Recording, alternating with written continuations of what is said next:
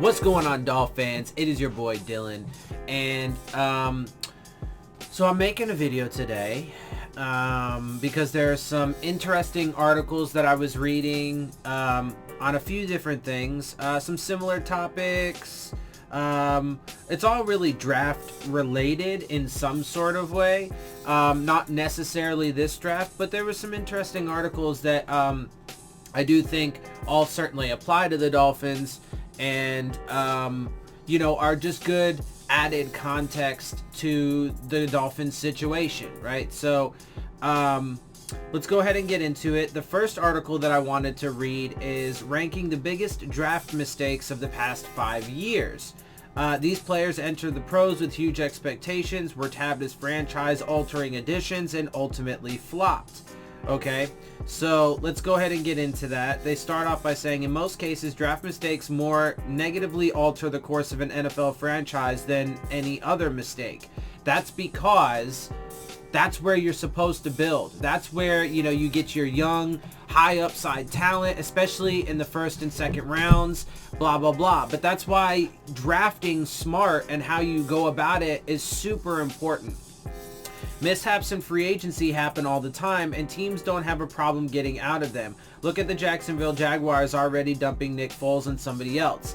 Yes, so that's honestly one of the reasons why I dislike free agency overall, but that's why free agency is there to supplement from, right? You want to build through the draft, and then you want to pluck some guys from free agency to help fill holes. You don't want to fill out a fifth of your team or more with free agents, especially high priced free agents, right? And so the Dolphins right now are like 1/5 high priced free agents of the roster. I'm thinking of a 50-man roster. Obviously, we would be expecting to have a 90-man roster going into training camp, etc. But those 10 players that they signed to lucrative deals, I can reasonably expect that they're going to be on the team. So that's why I'm projecting them to be on the 53, right? So like 1/5 of the team is going to be high-priced free agents, and then the other 4/5 of the team is going to be, essentially rookies from the upcoming draft class, second-year guys from last year's draft class that weren't very good, and then just like a ton of waiver wire guys and undrafted guys and practice squad guys and perennial backups and guys who were out of the league for a little bit and then came back, and like it's antithetical to how I would build a team and to what has proven to be and not just an adequate but a successful philosophy for building a team. And so anyway, continuing on. The same doesn't apply to draft mistakes where a precious premium asset goes to waste on a bust. When this happens, teams dramatically fail to fill problem areas and also have to deal with the hindsight perspective, which showcases which prospects they should have drafted instead. Now, to be fair to GMs and personnel departments, you never know. You just never know. But if you're smart about things, you can project some of this stuff out, right? So for example, if a team drafts Tua Tagovailoa, right, the situation he's going in can very much depend on whether or not he becomes a bust. So if Tua goes into a system where I'm not so worried about his football IQ or his ability as an actual player, like that's not the problem. So I don't have a problem with him necessarily going into almost any system, but the problems would then lie in, does he have good coaches? Are the coaches good? That plays into it, right? The schemes do play into it, right? Somewhat, although that's less of a factor for me with Tua, because I do think he is a smart player with a high football IQ, etc. But then more importantly, what are the quality of the players around him? Because he's not going to just come in and elevate the entire team all by himself if the rest of the team sucks. If he goes into a situation, and his injury history then becomes more relevant, right? So if he's on a team that has a shitty offensive line that can't run the ball and doesn't have other skill position players to help him out at wide receiver, as well as a solid defense that can actually get the other team off the field and get him the ball back, if all of those other pieces aren't in place and at a certain level of quality, then some of them, are certainly more directly affect him, like the offensive line, for example. But if those things aren't in place, then that affects the outcome, and that could cause the team to be bad, and et cetera, et cetera. But then also, more importantly, when it comes to like the offensive line, if the dude's running for his life all the time and getting bruised and battered and beat up because of how much he's getting thrown around, well, then it becomes even more relevant, the dude's injury history. If he has to do that, he's got 2 bad ankles, or 2 ankles that he might be fine now, but he's had 2 ankles that he's had surgery on, and not just a dislocated hip. Everybody keeps, like, every time I read something about it, they always say a dislocated hip. Sometimes they don't even mention the fracture.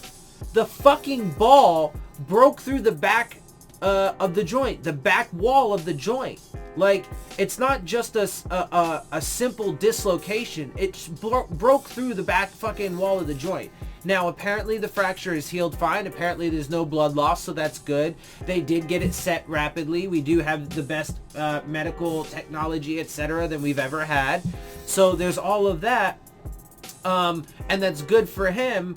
But if he goes into a system or a team where he has to run all fucking day and he's getting bruised and battered, then it's far more likely that he ends up getting hurt again, and that he gets hurt earlier on in his career and then ends up making him a bust. Whereas if he goes to a team that has a good offensive line already, that has good coaching and good schemes, that has good skill position players and a solid defense, well, then he could go in and he could potentially shine, right? But those differences are massively important, because the outcomes could be massively different. Anyway, so let's continue on. The worst draft mistakes of the last 5 years feature prominent early investments gone awry. The players entered the pros with huge expectations, were tabbed as franchise-altering additions, and ultimately flopped, especially when looking at the players still on the board. All these years later, some of these teams still haven't recovered. So there are a couple, so they start off with noteworthy omissions. Robert Aguayo, Marcus Mariota, they have in this list. But again, he plays to the philosophy that I have, that taking a quarterback in round 1 or 2, and especially chasing quarterbacks, is not the way to go, because far more often they become either average or busts. And they are saying that he's a bust. Jameis Winston's on this list, John Ross and Solomon Thomas. Obviously, Ross is a receiver. Thomas was a defensive end. And then they get into their list. Corey Coleman comes in at 7 for the Cleveland Browns back in 2016. Kevin White for the Chicago Bears in 15. I actually wanted him over Devontae Parker in that draft overall. But I didn't think we had a chance to get him. So I, realized that. And so I also really loved Devontae Parker. And so I made Devontae Parker my choice. And I was elated when we got him. And for the first, 4 years of his career, he was a disappointment. But he did have a good year last year. Cedric Ogbuehi for the Bengals in 2015 comes in at 5. Leonard Fournette for the Jacksonville Jaguars in 2017 comes in at 4. I wouldn't say he's totally a bust yet, but okay. Mitchell Trubisky at number 3 for the Bears in 2017. Again, I wouldn't necessarily say that he's a bust yet, but he was a first-round quarterback that picked number 2 overall in 2017 that has been certainly no better than just all right, at this point. Paxton Lynch for the Broncos in 2016. Another quarterback, right? And then Josh Rosen comes in at number 1, 2018 for the Arizona Cardinals. And let's hear what they have to say. Josh Rosen is easily one of the most interesting draft stories of the past 5+ years. The Arizona Cardinals made Rosen the 10th pick in the 2018 draft and gave up on him after a single season. Along the way, he got in 14 games, completed 55.2% of his passes, and threw 11 touchdowns and 14 interceptions. But he did so while getting sacked 45 times with a running game that could only muster 3.8 yards per carry and a defense that allowed 26.6 points per game. So, and he gets to this at least in a single line here, but obviously that's not all Josh Rosen's fault, and that goes to show you that's some evidence right there, and there are tons of examples of this, of a quarterback who's got tons of talent and upside and so on and so forth. And again, I still think that Rosen has potential to be a good quarterback in this league. His arc at this point is to be no better than just all right. So, you know, if you look at his projected arc, then that's another storyline of a first-round quarterback who's just going to be maybe okay. But I still think he can be really good, but he got put into a fucking shit situation. And he got thrown into the fire. It's like, it's almost impossible to expect guys to be... That's why the philosophy of all you need is a franchise guy is just the most foolish philosophy to have. Because time and time again, we see how that goes wrong. And it's not necessarily even that the picks were wrong. It's that they were wrong for the situations that they were going into, right? Or that it was, you know, it was rushed, it was forced, it was, you know, and they extended out there. Like, that's why I do not agree with trading up to go get quarterbacks and chasing quarterbacks. I don't agree with the base philosophy of taking one in the first or second round at all.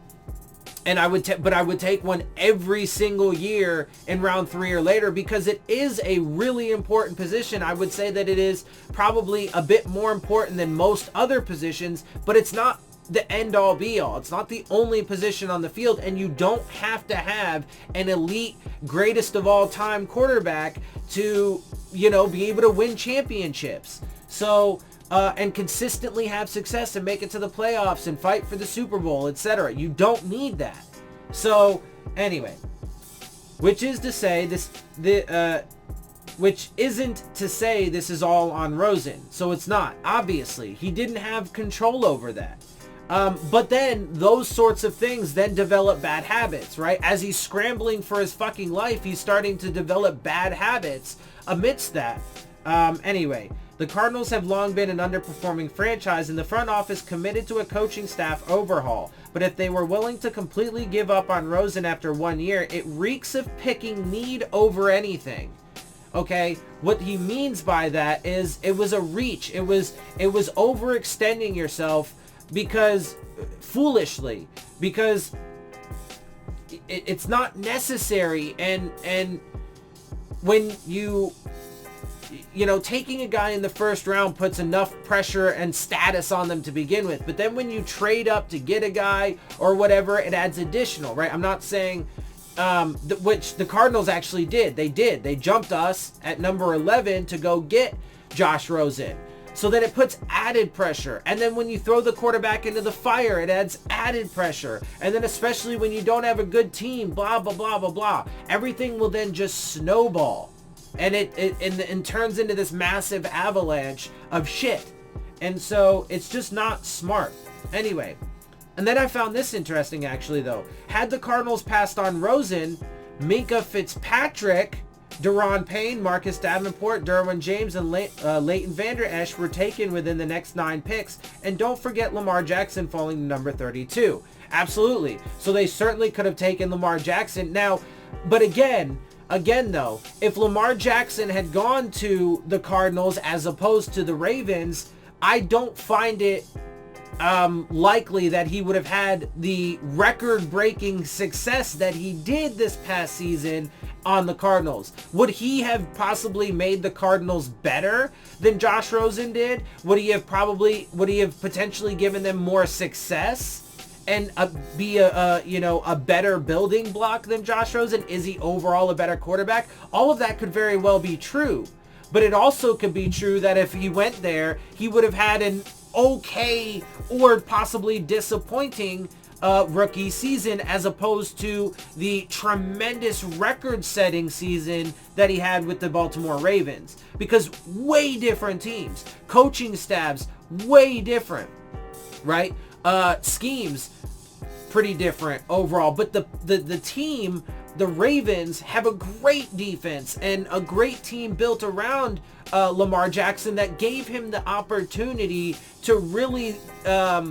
right? Because look, everybody talks about how the quarterback is supposed to elevate the rest of the team, but nobody talks about how the rest of the team elevates the quarterback. If you put the quarterback in a good position with a good team, then it gives him the opportunity to live up to his fullest potential, as opposed to having to fucking fight against adversity just to get back to his normal. Like, it's ridiculous. It's absolutely ridiculous. Miami then invested in Rosen at a price of a 2019 second round pick and a 2020 fifth round pick, and got 6 games with a total of 1 touchdown and 5 interceptions out of him. The Dolphins now look poised to draft a quarterback early this year. Absolutely, and that's definitely stands the case. Part of the reason why I read this is because it also goes to show you the Dolphins' current leadership under Stephen Ross, and then obviously Marvin Allen, Reggie McKenzie, Brian Flores, and Chris Greer. I mean, look, man, anybody who says that up to this point their talent evaluation has been good is fooling themselves. It's been trash. It's been trash. I mean, Josh Rosen, to be fair, he is still on the roster. Taco Charlton is still on the roster, and to be fair to him even more, he did lead the team in sacks last year with like 4, I think, or 5 maybe. And also, to be fair to him, I think that him being pulled out and sidelined and put on the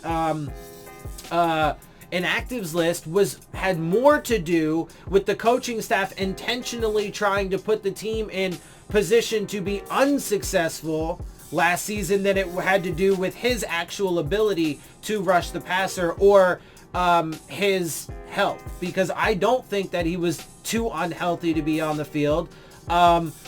And from my, outsider's perspective, from the injury reports, his practice eligibility, etc., he didn't seem too unhealthy to play, and he was the leading sack artist, if you will. He led the team in sacks, so why keep him out? Anyway, so I think that had to do more with the coaching staff's decisions than his health or his ability. But having said that, though, he is also a former first-round pick that is trending towards bust. And so, the Dolphins got rid of Ryan Tannehill, who went on to the AFC Championship game. They got rid of Minkah Fitzpatrick, who, was in the running for Defensive Player of the Year, etc., etc. Ryan Tannehill got the Comeback Player of the Year award last season. They got rid of some first-round picks that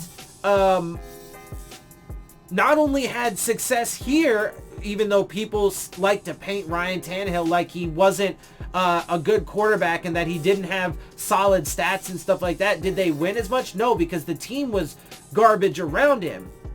But he individually performed damn good.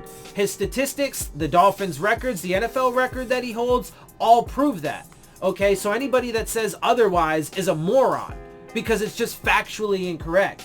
But they get rid of guys like that, right? Minkah Fitzpatrick went on to ball, and then people want to say, oh, well, he just cried, and he was just a baby, and then he just quit on the team. No, he was smart, because he realized the Dolphins were going to have a shit year. He realized that they were implementing a shit philosophy from the top down all the way to the fucking coaching staff, and he didn't want to waste himself. Not only that, but they were asking him to do ridiculous things. In college, he was primarily a free safety who also played some slot corner, and every once in a while also played a little boundary in certain packages, etc., etc.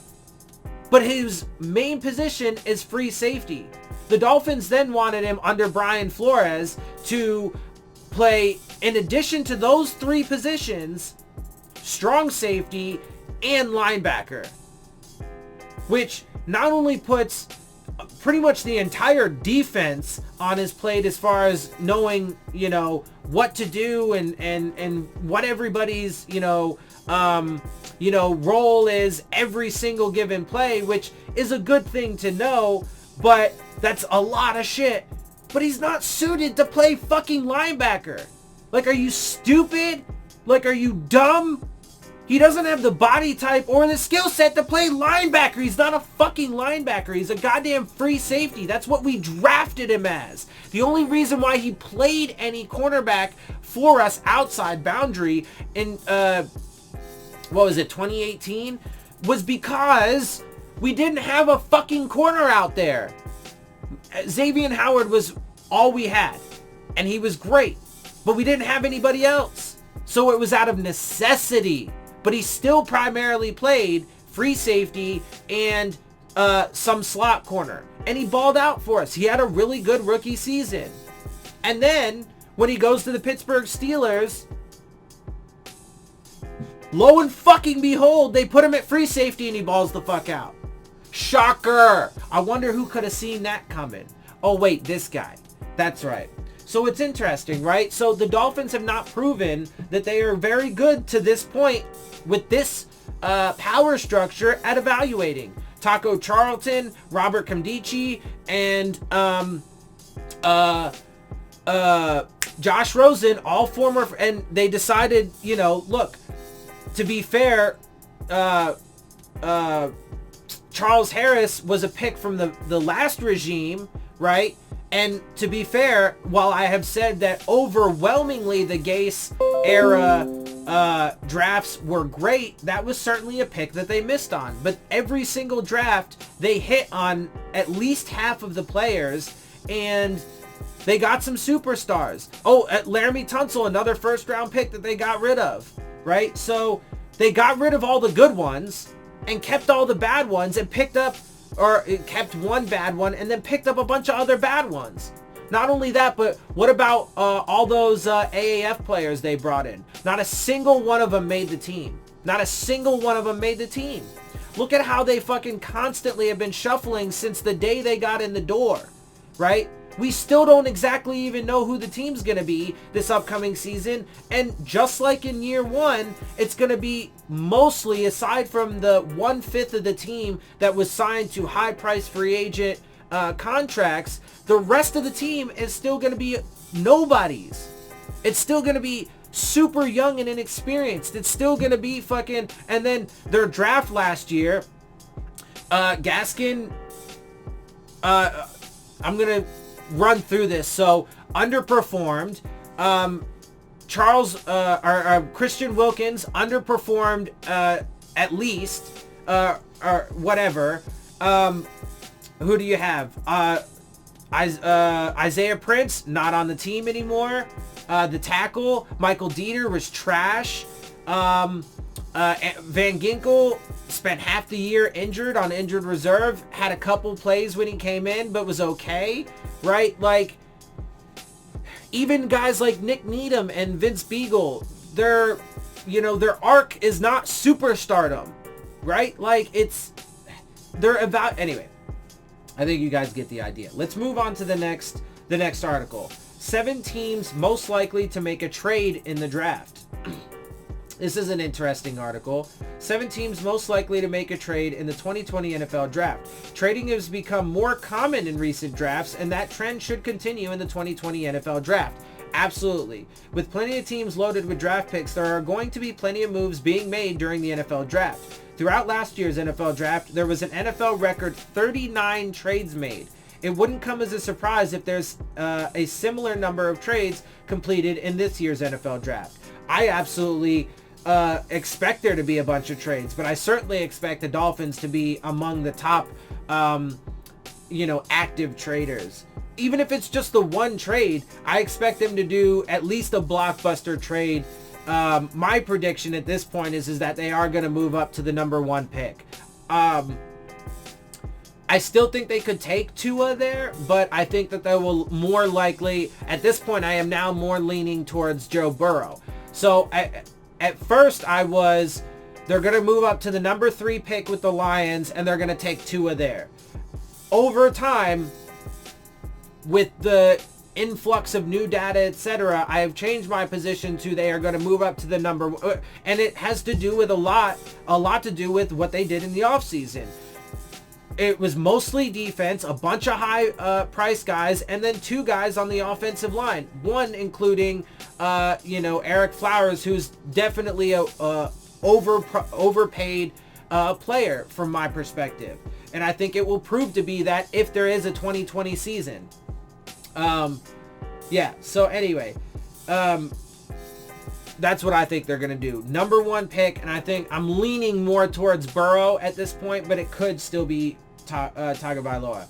Let's see. Just like previous drafts, there are going to be teams looking to trade up for a quarterback early in the first round. At the same time, teams don't have a first-round pick could look to get into the first round. On the other hand, there are also teams that are content with acquiring more draft capital, getting a chance to add more players to the roster. Taking all of that into account, here are 7 teams that are most likely to make a trade in the 2020 NFL Draft.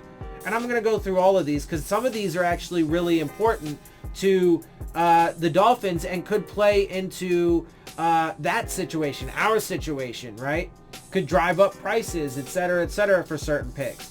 They start with the Vikings. Early in free agency, the Minnesota Vikings completed a trade with the Buffalo Bills involving Stephon Diggs. In exchange for the big play wide receiver, the Vikings were able to net Buffalo's first-round pick. As a result, Minnesota holds the number 22 and 25th picks in the first round, giving them 5 picks in the first 3 rounds of the NFL Draft. While the Vikings could choose to stand pat early in the draft, they have more than enough picks to move up and select the players they have atop their draft board. Altogether, the Vikings have 12 picks to work with in this year's NFL Draft, provided that it's tough to envision them not manufacturing a trade early in the draft.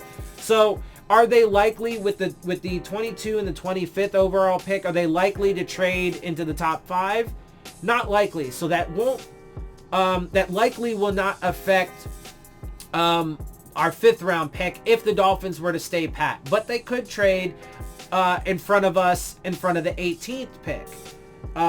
So it could affect that. Although I am pretty confident that the Dolphins are going to get rid of at least the 5th, the 18th, probably one of our 2nd round picks this year and a 1st round from next year, at least. But upwards of all 3 of our 1st round picks from this year, the 15th, 18th, 26th, and a 2nd round pick as well from this year. Somewhere in that range, I think is what the Dolphins are going to end up giving up to move up to the number 1 spot. Okay, number 2, who do they have? The New York Giants. This is a team that could absolutely affect, how things go for us, right? And the quarterback search, right? Or the competition for the number 1, the number 2, or the number 3 pick, right? This is it because they pick at number 4. So this is a team that could potentially drive up the price of the picks ahead of us. The New York Giants are faced with a tough decision with the number 4 pick. Do they take an offensive tackle to protect Daniel Jones, or do the Giants select the most defensive player available in the NFL Draft, Isaiah Simmons? So they could trade back, which is possible, or they could pick at that pick. Maybe they surprise everybody and take a quarterback, or maybe they trade up a spot or 2. Maybe they trade up to number 3. I think it's probably more likely that they trade down, if anything. They're not necessarily in need of a quarterback with Daniel Jones, but they could decide to take a flyer on somebody they think is better.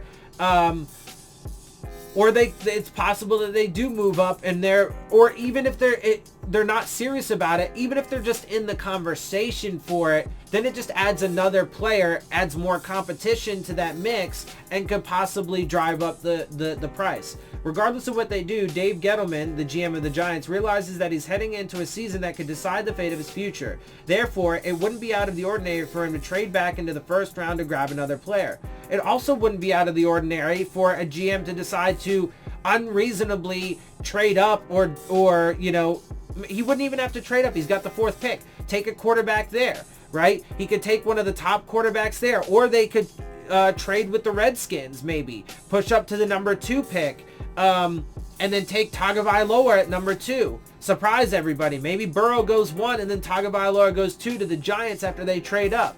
things like that are not unexpected or uncommon. They happen all the time, especially when, you know, GMs or whatever feel pressure. After New York's first round selection, their next pick comes at number 36 in the second round. Instead of waiting for the second round, the Giants could choose to have 2 players added to the roster on day 1 of the NFL draft. Like I said, I think it's more likely that they would trade back from my perspective, but they could have an effect on that upper part of the draft, the top 5, that could affect the Dolphins. Denver Broncos. Entering the offseason, the Denver Broncos were considered a team that would be actively trying to be a contending roster. With Drew Lock providing a glimmer of hope on the center, the Broncos could use the offseason to strengthen the rest of the team around him. Similar to a couple of other teams, Denver is heading into this year's NFL draft with 11 total draft picks. Ahead of the draft, the Broncos have been linked as a team that could have their sights set on taking one of the top receiver prospects. Before the Broncos are on the clock at number 15, there are quite a few teams that could also be looking to add one of the surefire receivers. To prevent themselves from coming up empty and finding a number 2 receiver alongside Courtland Sutton, Denver could look to trade up in the first round. Now, are they likely to affect us? I mean, they pick at number 15. If we stayed pat, they'd already be ahead of us. They're looking for a wide receiver. Most likely the Denver Broncos are not a player, but every single pick that is made and every single move that is made does have a ripple effect on everything else. So it would have some small, could potentially have a big impact, right? If they were to move up, maybe that forces another team to do something else that totally shakes things up, right? So it's mostly an indirect thing, but it could have some sort of effect. New England Patriots, they have next. Whenever trades are being discussed, the New England Patriots are usually one of the first teams mentioned. Yet again, the Patriots were awarded the most compensatory picks due to the free agents that left them last offseason. Just a year ago, New England was involved in 6 draft day trades. After receiving 4 compensatory picks, the Patriots now have a grand total of 12 draft picks in this year's NFL draft. In light of that, it's inevitable that Bill Belichick is going to be active on the phones in the 2020 NFL draft. Also, with Tom Brady surprisingly leaving in free agency, Belichick realizes that this year's draft is more important than ever. Now, I mean, how likely they are to have an effect on us in the first round, I don't know, but it certainly is possible. The Tennessee Titans. Even though the Tennessee Titans were a wild card team in 2019, they fell just a game short of advancing to the Super Bowl. For the most part, the Titans have kept their roster intact from last season. Unfortunately for Tennessee, they only have 6 draft picks to work with in the NFL draft. However, Mike Vrabel and the Titans could take a page out of Belichick's book, trading out of the first round. With the 29th pick in their possession, Tennessee can use that pick to move back in the draft to compile more picks. In addition, that allows them to save money with second round players given significantly lower salaries. And I think this actually plays to another point that I've made, and that is that anybody who thinks that Ryan Tannehill is going to fall off this next season is stupid. They kept him. They did lose Jack Conklin, to be fair, but they kept Derrick Henry. He's franchise tagged. He's going to be there. So they're going to have their run game. They're going to have most of their offensive line, most of their solid, really good defense. And they don't have a lot of picks, but they can do something smart, trade back, accumulate more, and then fill out their roster. They don't have to chase guys. They can be smart about how they do things because they are in a good position. 49ers. While the San Francisco 49ers re-signed Eric Armstead to a lucrative extension, they decided to trade DeForest Buckner to the Indianapolis Colts. Even though San Francisco will miss Buckner, they were able to acquire the number 13 pick from the Colts. Ensuing the Buckner trade, the 49ers now have 2 first-round picks in the 2020 NFL Draft. But after their first-round picks, San Francisco won't be on the clock until the 5th round. There's a chance the 49ers decide it is best to hold on to both first-round selections. However, it would be wise for the reigning NFC champions to trade the number 31 pick to gather more picks. Now, in this case, especially considering that they don't pick again to the 5th round, I would very much expect them to trade back. So, I mean, it probably won't have much effect on us in the first round, but maybe in the second round, etc. And now the Miami Dolphins, we get to us. Last but not least, the Miami Dolphins are the team with the most draft picks entering the 2020 NFL Draft. As a result of all the roster moves they made in recent seasons, well, last season mostly, the Dolphins have a whopping 14 picks. Furthermore, 6 of their 14 picks are in the first 3 rounds of the NFL Draft, including 3 first-round picks. For months, Miami has been the most talked about team that could trade up to select one of the coveted quarterbacks in the first round. While Ryan Fitzpatrick is a decent bridge quarterback, the Dolphins know that they don't have their future franchise quarterback on their current roster. Regardless of whether it's a shocking trade for Joe Burrow or a more expected move for Tua Tagovailoa or Justin Herbert, Miami could very well be one of the first teams to move up in the first round of the NFL Draft. And I find that to be absolutely 100% exactly what happens. And again, as I've said, and they put it actually perfectly there. Whether it's the shocking trade to the number 1 pick for Joe Burrow or the more expected move up to the number 3 spot to take Tua Tagovailoa, I absolutely think that they are going to trade up. As I've said recently and in this video, I think that they are going to trade up. My current prediction and where it's evolved to is that they are going to trade up to the number 1 spot, most likely for Joe Burrow. Potential Dolphins trade that could shake up the draft. And this is the last article that I want to read, because this actually talks about a little bit more in depth about if they trade up to the number 1 spot for Burrow. So let's see. They do talk about 5 teams that have multiple first round picks that could shake up the draft, etc. But I am only going to read the first one because it's, the Dolphins trading up to the number 1 pick. Let's see. Okay, the trade. Bengals send the number 1 pick to the Dolphins for pick numbers 5 this year, 18, 56. So that's our second round pick, and a 2021 first round pick. So that would be one of our 2 first round picks from next year. Now, I think that's probably the minimum. I think the Dolphins are going to have to give away 3 first round picks and a second overall, but it could be the 5, the 18, a first from next year, and the 56th, or it could be the 5, the 18, the 26th, and the 56th, or the 5, 18, 26th, and the 36th, I think is our first round pick. Now that would be way overpaying. But could it happen? It could. I hope not, because that would be just a disaster. But okay. The selection, quarterback Joe Burrow from LSU. It is likely the Cincinnati Bengals would trade the number 1 pick and the right to take 2019 Heisman Trophy winner Joe Burrow. Is it? They're asking. No. But there is one team with enough draft capital to at least make the Bengals consider a swap. The Miami Dolphins. They're loaded with 5 first rounders over the next 2 drafts. They also have several other middle round picks that could help sweeten the deal. If the Dolphins were to offer 3 first rounders and a 2020 second round selection, would that be enough for the Bengals to drop pick number 5? To pick number 5. If so, Cincinnati would likely still have the chance to select either Tua Tagovailoa or Justin Herbert. So in that situation, absolutely. If I was a team that was getting that kind of offer, I would 100% do it.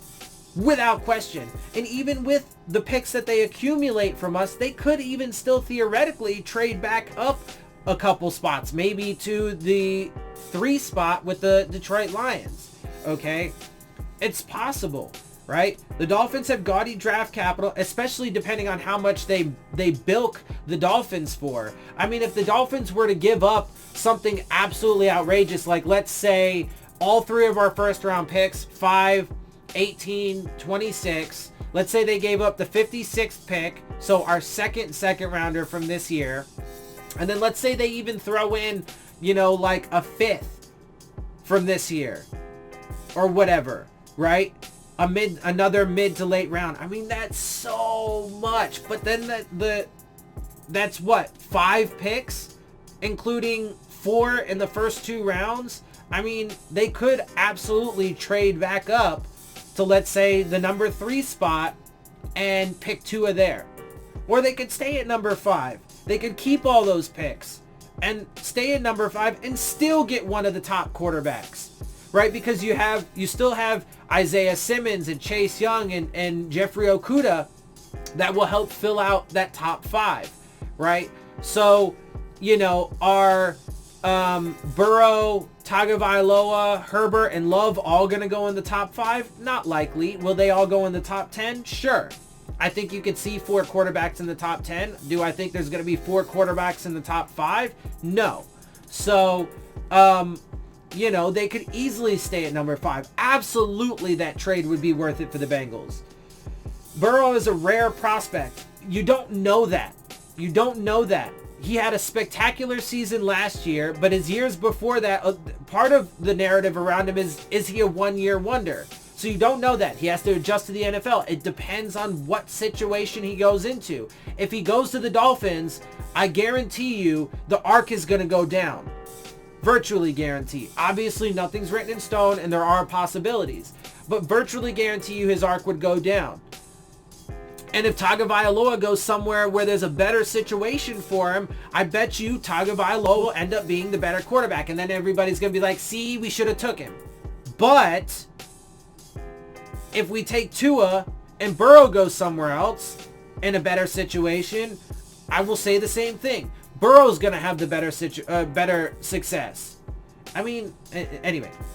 Let's see. But they do say Burrow's a rare prospect, as we have never seen another college quarterback put up his single season numbers while having that much team success, 15-0 and a national title. So it's at least possible Miami goes all in for him. But let's also note, LSU is a fucking great team. They have an amazing team around him. It wasn't all Joe Burrow. Did he happen to be in a great situation that allowed him to showcase you know, his fullest potential to that point, right?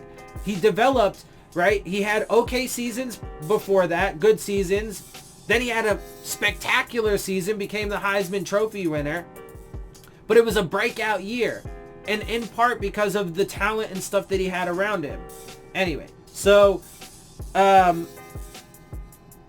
mean, look, man, there's a lot that can happen. We still have, you know, a little over 2 weeks to go, but it is fast approaching. And as we talked about in, you know, a couple of my previous videos, the NFL draft is expected to go on. I would expect it to go on. They're, you know, planning this whole virtual draft thing. I think it's going to be fun. I think it's going to be interesting.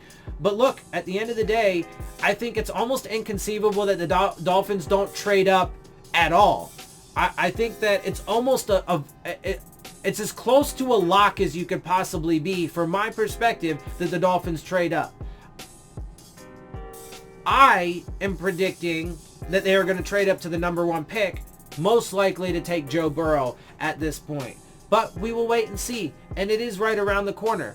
And as I mentioned, I will be doing a live stream for the draft. So be sure to tune in for that, because it's going to be a lot of fun, and it'll be good to get live reactions. I will, you know, be very anxious to hear, you know, what you guys feel about whatever it is that they do in real time.